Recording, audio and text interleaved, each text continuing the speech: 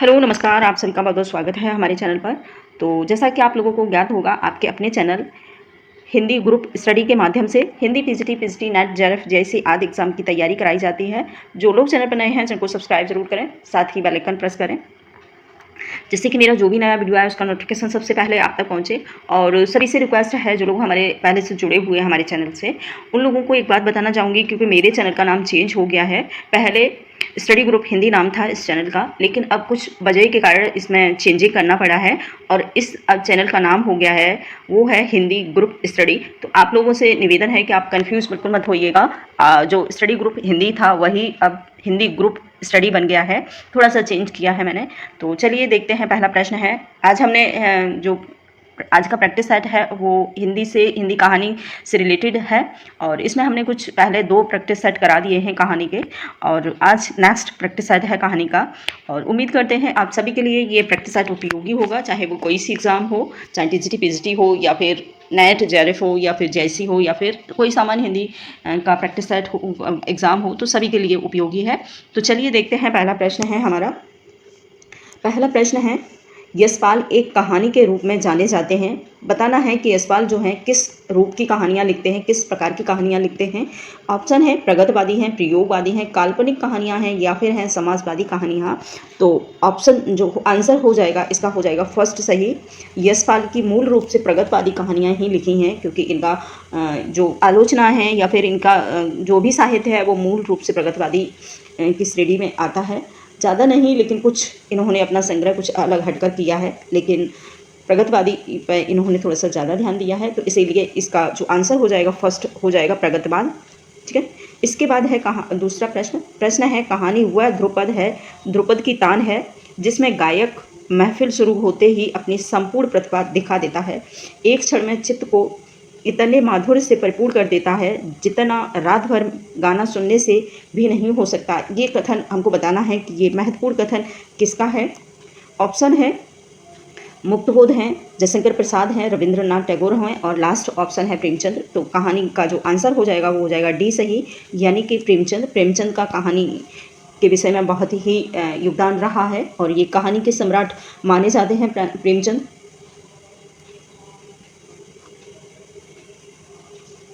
कहानी के सम्राट माने जाते हैं प्रेमचंद को। तो इसीलिए इन्होंने कहानी के प्रति जो इनकी आस्था है वो इन्होंने लिखा है कि कहानी वह ध्रुपद की तान है, जिसमें गायक महफिल शुरू होते ही अपनी संपूर्ण प्रतिभा दिखा देता है। एक क्षण में चित्त को इतने माधुर्य एवं परिपूर्ण कर देता है जितना रात भर गाना सुनने से भी नहीं हो सकता है। तो ये महत्वपूर्ण कथन याद रखिएगा, महत्वपूर्ण कथन प्रेमचंद का है, और इन्हें कहानी का सम्राट माना गया है हिंदी साहित्य जगत में। तो आंसर हमारा हो जाएगा प्रेमचंद। इसके बाद है नेक्स्ट दूसरा प्रश्न हमने 26 से स्टार्ट किया है, क्योंकि 25 तक हमने पहले इसी प्रैक्टिस सेट करा दिया था एक, तो आप कंफ्यूज मत होइएगा। इसके बाद है प्रश्न नंबर 28। प्रश्न है, निम्नलिखित पात्रों को संबंधित कहानी से सूचीबद्ध करिए। यानी कि कहानी जो दी हुई हैं उनके जो पात्र हैं उनको कहानी को मिलान करना है। तो मिलान हम करके देखते हैं।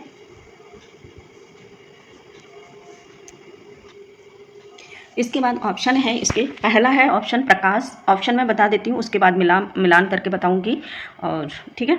तो पहला है प्रकाश, दूसरा है गया, तीसरा जो ऑप्शन है सी है वो है गजाधर बाबू, चौथा ऑप्शन है मधुलिका।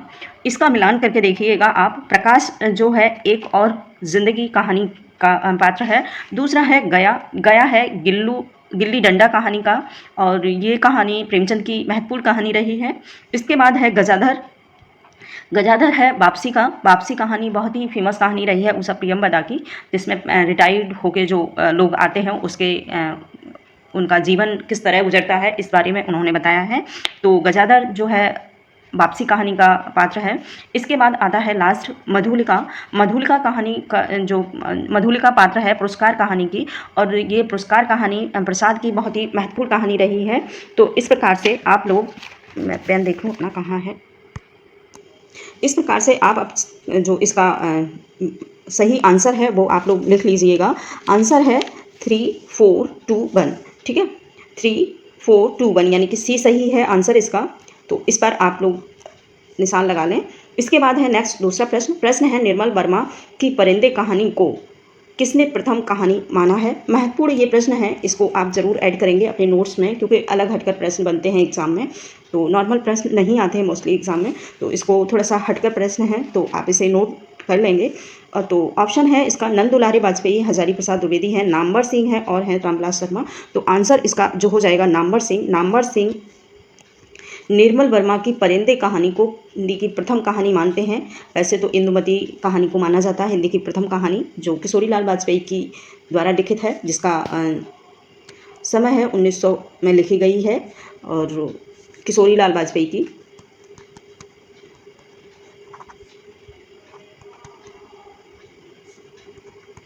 किशोरीलाल वाजपेयी के द्वारा लिखित महत्वपूर्ण कहानी है। और इंदुमती हिंदी की प्रथम कहानी मानी जाती है, और भी हैं जो इसमें ठीक है। तो आंसर हो जाएगा इसका नामवर सिंह, यानी कि थर्ड। इसके बाद है नेक्स्ट दूसरा प्रश्न, फूलों का कुर्ता कहानी संग्रह है किसका? बताना है। ऑप्शन है यशपाल हैं, मोहन राकेश हैं, विष्णु प्रभाकर और हैं लाचन जोशी। तो आंसर इसका हो जाएगा यशपाल। फूलों का कुर्ता यशपाल का महत्वपूर्ण कहानी संग्रह रहा है, तो आंसर हमारा फर्स्ट सही हो जाएगा। इसके बाद है नेक्स्ट दूसरा प्रश्न है, प्रकाशन वर्ष को उनके संबंधित कहानी से मिलान करना है, यानी कि पहली कहानी दूसरी कहानी किस प्रकार से कहानी का जो समय काल है वो बताना है। तो पहला है, ऑप्शन में बता देती हूँ, उसके बाद आप लोग मिलान कर सकते हैं। ऑप्शन है 1902 में जो लिखी गई है, 1902 है। इसका जो मिलान करेंगे वो इस प्रकार से आप लोग करेंगे। पहला है 1902 में जो लिखी गई है वो लिखी गई है प्लेग की चुड़ैल। प्लेग की चुड़ैल जो लिखा है वो माधवराव स्प्रे ने लिखा है। और इसके बाद जो दूसरा प्रश्न है 1901 में लिखी गई है कटोरी भर मिट्टी। इसके बाद आता है point option number third, option है 1915 में जो लिखी गई है उसने कहा, और उसने कहा लिखा है 1915 में। इसके बाद है लास्ट 1931 में लिखी गई है कहानी बेघर। तो इस प्रकार से आप लोग मिलान कर सकते हैं, लिख भी सकते हैं, आप लोग लिख लें एक बार। पहला जो है वो है प्लेग की चुड़ैल।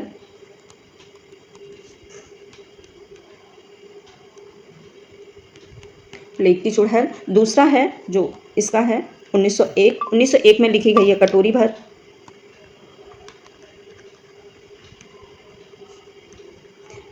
मिट्टी। इसके बाद आता है दूसरा 1915 में लिखी गई है उसने कहा। 31 में लिखी गई है कहानी बेघर। ठीक है, तो इस प्रकार से आप लोग इसे मिलान कर सकते हैं, और आंसर जो हो जाएगा इसका एक बार राइट आंसर कोड कर लें। आंसर है इसका सही फर्स्ट 3 2 4 1। तो आंसर इसका हो जाएगा फर्स्ट सही।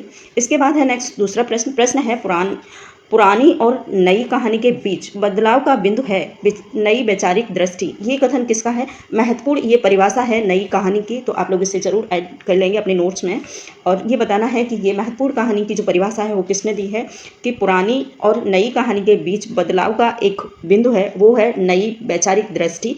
क्योंकि पुरानी कहानियाँ और एक नई कहानी में दोनों में अंतर है, तो उसी अंतर को स्पष्ट करने के लिए उन्होंने इस परिभाषा को दिया है कि नई कहानी और पुरानी कहानी में जो अंतर है वो है एक नई वैचारिक दृष्टि। नई वैचारिक दृष्टि में नई कहानियों में कुछ नए प्रकार की नई सोच, इस प्रकार से कहानियाँ लिखी गई हैं।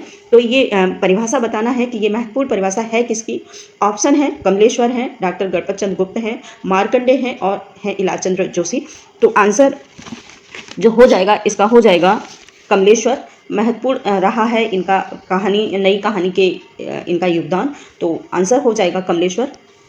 ठीक है, फर्स्ट। इसके बाद है नेक्स्ट दूसरा प्रश्न है समकालीन कहानी आंदोलन के लेखक हैं। समकालीन कहानी आंदोलन के लेखक हमको बताने हैं।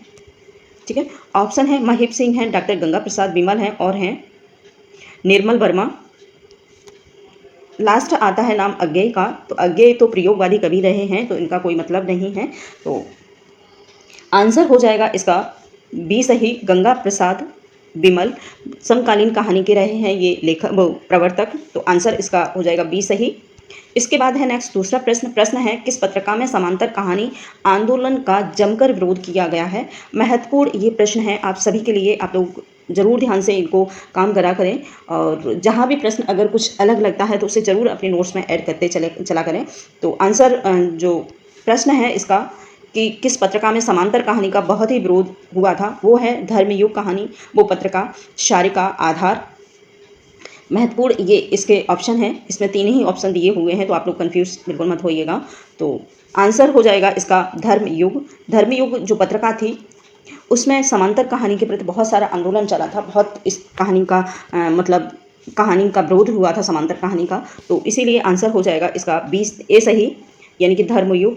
इसके बाद है प्रश्न 35। प्रश्न है निम्नलिखित में से कौन सी कहानी मोहन राकेश की नहीं है, ये बताना है कि कौन सी कहानी है जो मोहन राकेश की नहीं है।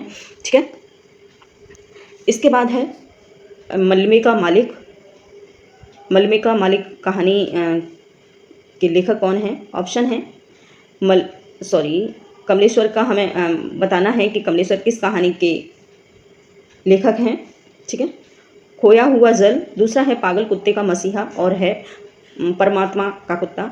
तो आंसर हो जाएगा इसका जो हो जाएगा 35 का प्रश्न है, प्रश्न 35 का हो जाएगा पागल कुत्ता। मलबे का मालिक मोहन राकेश। मोहन राकेश का जो कहानी नहीं है वो नहीं है पागल कुत्ते का मसीहा। बाकी ये तीनों कहानी जो हैं मोहन राकेश की हैं, मलबे का मालिक, खोया हुआ शहर और परमात्मा का कुत्ता। ये तीनों ही कहानी मोहन राकेश की हैं। और जो नहीं है वो है सी सही आंसर, पागल कुत्ते का मसीहा। तो आंसर हो जाएगा सी सही। इसके बाद नेक्स्ट दूसरा प्रश्न देखेंगे। प्रश्न है नई कहानी की बढ़ोतरी में कौन शामिल नहीं है? नई कहानी लेखक की बढ़ोतरी में कौन नहीं शामिल है, ये बताना है। ठीक है, ऑप्शन है कमलेश्वर है, शेखर जोशी है, मोहन राकेश है और है राजेंद्र यादव। तो आंसर हो जाएगा इसका शेखर जोशी। आंसर हो जाएगा इसका शेखर जोशी। शेखर जोशी बढ़ोतरी में नहीं आते हैं। बाकी ये तीनों ही नई कहानी के लेखक बढ़ोतरी में आते हैं कि इन्हीं के आधार पर इन्हीं का बहुत महत्वपूर्ण योगदान रहा है नई कहानी का उसको आगे बढ़ाने में। तो ये तीनों ही नाम आते हैं, कमलेश्वर, मोहन राकेश और हैं राजेंद्र यादव। तो तीनों आप लोग याद रखिएगा, तीनों लेखकों को। और नहीं आते हैं वो हैं शेखर जोशी। शेखर जोशी नहीं आते हैं नई कहानी में। तो आंसर हो जाएगा बी सही। इसके बाद है नेक्स्ट दूसरा प्रश्न। प्रश्न है अगली सुबह कहानी की कहानीकार कौन है? अगली सुबह कहानी किसकी है? ऑप्शन है मृदुला गर्ग है, मन्नू भंडारी है, मैत्री पुष्पा है और है ममता कालिया। तो आंसर जो हो जाएगा 37 का वो हो जाएगा मृदुला गर्ग। अगली सुबह कहानी मृदुला गर्ग की महत्वपूर्ण कहानी रही है। आंसर हो जाएगा फर्स्ट सही। इसके बाद है नेक्स्ट दूसरा प्रश्न। प्रश्न है निर्मल वर्मा का पहला कहानी संग्रह कौन सा है? पहला कहानी संग्रह इनका बताना है निर्मल वर्मा का। तो आंसर जो हो जाएगा ऑप्शन है जलती झाड़ी, बीच बहस में परिंदे और कब्बे और काला पानी। आंसर हो जाएगा वो हो जाएगा तो सी सही, परिंदे। परिंदे इनका बहुत ही महत्वपूर्ण और फेमस और फर्स्ट इनका कहानी संग्रह रहा है निर्मल वर्मा का। तो आंसर हो जाएगा सी सही। इसके बाद है नेक्स्ट प्रश्न है प्रश्न नंबर 40। प्रश्न है निम्नलिखित कहानी को उनके लेखकों के साथ सुमेलित कीजिए। सुमेलित करना है प्रमुख कहानियों को। तो देखते हैं। पहला है 11 वर्ष का समय, दूसरा है गुलबहार, एक कटोरी भर मिट्टी और प्लेग की चुड़ैल। ये प्रमुख कहानी है, इनके लेखक बताने हैं। तो पहला जो है 11 वर्ष का समय ऑप्शन है, इसके मिलान कर लीजिएगा आप लोग। पहला है ऑप्शन 11 वर्ष का समय, रामचंद्र शुक्ल के द्वारा लिखी महत्वपूर्ण कहानी है। ये प्रथम रामचंद्र शुक्ल हैं इसके लेखक।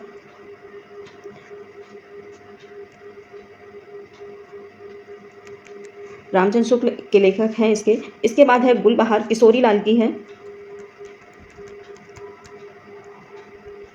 किशोरी लाल की है। इसके बाद है एक कटोरी भर मिट्टी, ये ऊपर हमने बता दिया था, एक प्रश्न आया था उसमें। ये है माधव प्रसाद सप्रे की, माधव प्रसाद सप्रे की। ठीक है, तो इसके साथ ही इसका जो समय है 1902 रहा है। ठीक है, और 11 वर्ष का समय जो कहानी है रामचंद्र शुक्ल की, उसका जो समय है वो है 1903 ईस्वी। ठीक है, इसके बाद आता है प्लेग की चुड़ैल। ये महत्वपूर्ण रहा है, ये भगवान दास की है। आप लोग अपना मिलान कर सकते हैं उसमें से। और भगवान दास एक बहुत ही स्वतंत्रता सेनानी रहे हैं। उन्होंने ये लिखा है प्लेग की चुड़ैल। जब प्रयाग में एक बार प्लेग फैल गया था, उसी का वर्णन इन्होंने इस कहानी के माध्यम से किया है।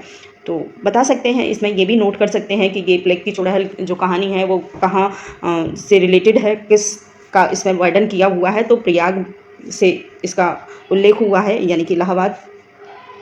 ठीक है, तो इसके बाद है नेक्स्ट दूसरा प्रश्न, और इसका जो आंसर है वो हो जाएगा डी सही, सॉरी, इसका जो आंसर है वो हो जाएगा ए सही, 4 2 1 5। ठीक है, इसके बाद प्रश्न आता है नेक्स्ट प्रश्न है, प्रकाशन वर्ष के अनुसार निम्नलिखित कहानी संग्रह का सही अनुक्रम बताइए। यानी कि कहीं सही अनुक्रम से जो कहानी संग्रहित हुई हैं, यानी कि प्रकाशित हुई हैं, उनका हमें वो बताना है क्रम।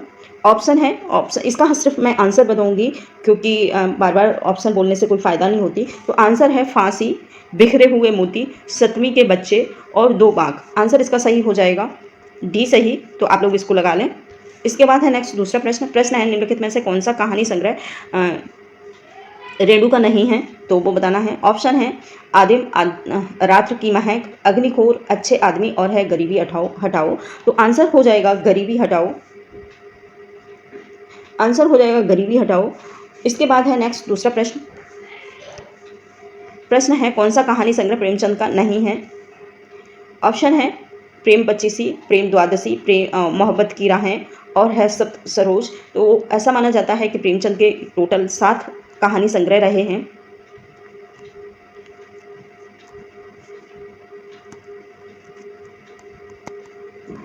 सात कहानी संग्रह इन्होंने लिखे हैं। ठीक है, उसमें से जो नहीं है वो है मोहब्बतें। मोहब्बतें इनका कहानी संग्रह नहीं है। ठीक है, और ये जो कहानी संग्रह है वो है भैरव प्रसाद का। भैरव प्रसाद का महत्वपूर्ण कहानी संग्रह रहा है, तो आप लोग इसे याद रख लें। ठीक है, इसके बाद है नेक्स्ट दूसरा प्रश्न है, निम्नलिखित में से कौन सी कहानी राजी सेठ की नहीं है। ऑप्शन है समांतर, चलते हुए अपने दायरे और गलत होता पंचतंत्र, जाह्नवी। तो आंसर जो हो जाएगा वो हो जाएगा इसका जाह्नवी। ठीक है, जाह्नवी कहानी जो लिखी हुई है वो कमलेश्वर के द्वारा लिखी गई है, तो आंसर हो जाएगा इसका जाह्नवी। इसके बाद है नेक्स्ट प्रश्न है, निम्नलिखित में से कौन सी कहानी है जो शिशु संवेदना पर नहीं लिखी गई है। शिशु संवेदना पर एक अलग हटकर प्रश्न है, तो इसे आप जरूर स्टार लगा के नोट कर लें अपने नोट्स में। ठीक है, ऑप्शन है नादान दोस्त, चोरी, कजाकी और है 2 सखियाँ। ठीक है, आंसर हो जाएगा इसका डी सही, यानी कि 2 सखियाँ। और 2 सखियाँ कहानी जो है वो है सुभद्रा कुमारी चौहान की। सुभद्रा कुमारी चौहान की ये महत्वपूर्ण कहानी है।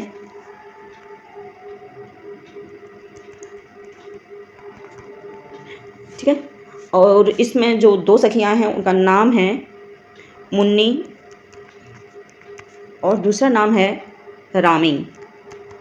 ये 2 सखी हैं, 2 दोस्त हैं, 2 लड़कियां हैं, उनका ये इसके पात्र हैं 2 सखियों के। और ये महत्वपूर्ण कहानी संग्रह जो वो महत्वपूर्ण कहानी है वो है सुभद्रा कुमारी चौहान की। बाकी ये जो तीनों ही कहानियां हैं, नादान दोस्त, चोरी, कजाकी, ये तीनों ही जो तीनों की तीनों कहानियां हैं वो शिशु संवेदना पर लिखी गई हैं, महत्वपूर्ण हैं ये कहानी। तो आप लोग इसको ज़रूर अपने नोट्स में ऐड करेंगे। इसके बाद आता है प्रश्न, मैत्री पुष्पा की कहानी नहीं है कौन सी, ये बताना है। ऑप्शन है चिन्हार है, ललमनिया है और है गो माता हस्ती है, ये सभी। तो आंसर हो जाएगा इसका डी सही। ये सारी की सारी ही जो कहानियाँ हैं वो मैत्री पुष्पा की महत्वपूर्ण कहानियाँ हैं। ठीक है, इसके बाद है नेक्स्ट दूसरा प्रश्न है, मृदुला गर्ग की कहानी कौन सी है। ऑप्शन है रानी माँ का चबूतरा, नेम प्लेट, वापसी और इनमें से कोई नहीं है। तो आंसर जो हो जाएगा इसका वो हो जाएगा इनमें से कोई नहीं है। ठीक है, वापसी कहानी उषा प्रियंवदा की महत्वपूर्ण कहानी रही है, तो आप लोग समझ सकते हैं, जिसमें उन्होंने जो 65 वर्ष के बाद जो यानी कि रिटायर्ड जो लोग होते हैं, रिटायर होकर जब अपने घर आते हैं, उनके जीवन और मानसिकता को किस प्रकार से उन्होंने अपने आप को संभालते हैं, किस प्रकार फील करते हैं, इस चीज़ को इसमें वर्णन किया है वापसी में। इसके बाद है नेम प्लेट जो कहानी है रानी माँ का चबूतरा कहानी जो है उस मन्नू भंडारी की महत्वपूर्ण कहानी है। मन्नू भंडारी की कहानी है। नेम प्लेट है क्षमा शर्मा की। क्षमा शर्मा की ये कहानी है। इसके बाद वापसी उषा प्रियंवदा की है। इसके बाद है नेक्स्ट दूसरा प्रश्न है बिजली किस लेखक की कहानी है। ऑप्शन है राधिका रमन है, चतुर्सेन शास्त्री हैं और हैं यशपाल इलाचंद जोशी हैं। तो आंसर जो हो जाएगा 49 का हो जाएगा राधिका रमन। राधिका रमन की महत्वपूर्ण कहानी है ये बिजली। इसके बाद है लास्ट प्रश्न, ईश्वर का चेहरा किस लेखक की कहानी है। ईश्वर का चेहरा ऑप्शन है यशपाल हैं, भगवती चरण वर्मा हैं, विष्णु प्रभाकर हैं और हैं उपेंद्र नाथ अस्क। तो आंसर जो हो जाएगा सी सही हो जाएगा, यानी कि विष्णु शर्मा। ईश्वर का चेहरा विष्णु शर्मा की महत्वपूर्ण कहानी है। तो इस प्रकार से ये आज का प्रैक्टिस सेट खत्म होता है और उम्मीद करते हैं जिनको वीडियो अच्छा लगे एक लाइक ज़रूर दिया करें और साथ ही अपना कमेंट्स ज़रूर ऐड करा करें। तो थैंक यू।